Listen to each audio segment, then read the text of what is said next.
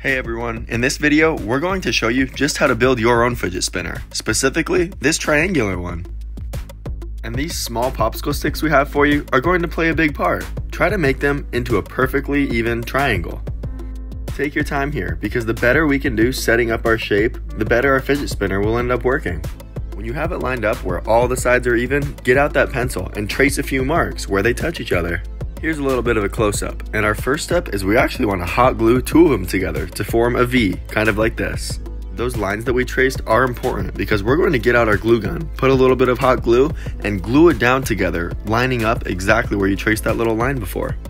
Next, let's get out one of our favorite materials, some glue dots, which are a great solution to keep things in place before officially hot gluing them down. To start, all we need is one glue dot, friends, and we want to spread it out nice and flat along the side of the bearing, and then we're going to insert it into the crease of that V. Then go ahead and do the same thing on the other side. After those two glue dots, this is kind of what we should be looking like. Now when it comes to adding that third side and closing off our fidget spinner, that's where things can get a little bit interesting.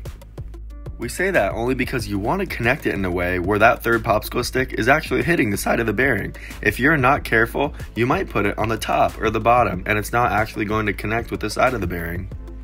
We say all of that just to let you know to experiment and try a few different orientations to see which one fits your fidget spinner the best. Here's a not so good one and a great one. So as great as those glue dots are, here's kind of what can happen. They're not permanent, so let's go ahead and try to hot glue them on in there. But did you see that mistake? I accidentally got some glue onto the top of the bearing, which is a big no-no, because then it won't spin. One quick note is that part of the supplies you're given is a toothpick. If you want to be more precise with the hot glue, feel free to glue the end of that toothpick and then use that small end of the toothpick to then apply it to the bearing. It's much more precise that way.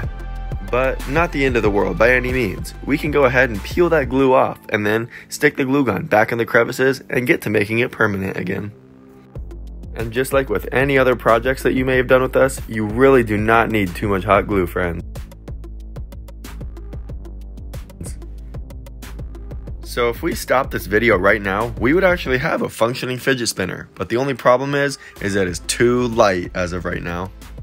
We put some weights inside your kit that are part of the materials that you're entitled to build your fidget spinner. Remember a conversation in the last video about angular momentum? Well, it's time to add some of that weight and mass to your device to help give it some of that angular momentum and really get that rotation rolling. Because we may want to mess around with these weights and test out some different combinations, just glue dot them down for now, and once you have everything dialed in, then you can hot glue them on. Do you remember this example from the very beginning of the video? We also wanted to share just a little bit of our process and how we make the square-shaped one. The little circular bearing doesn't exactly fit inside the big square, so we made this little ramp that helps connect it and give it something to latch onto.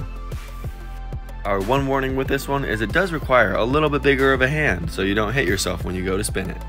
Or maybe you could even draw some inspiration from this unique fidget spinner. No matter what shape you end up making things, they all get finished up the same way.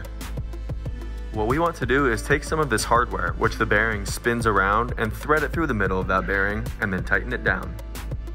Here's the order of things, which of course you can play with and experiment with a little bit.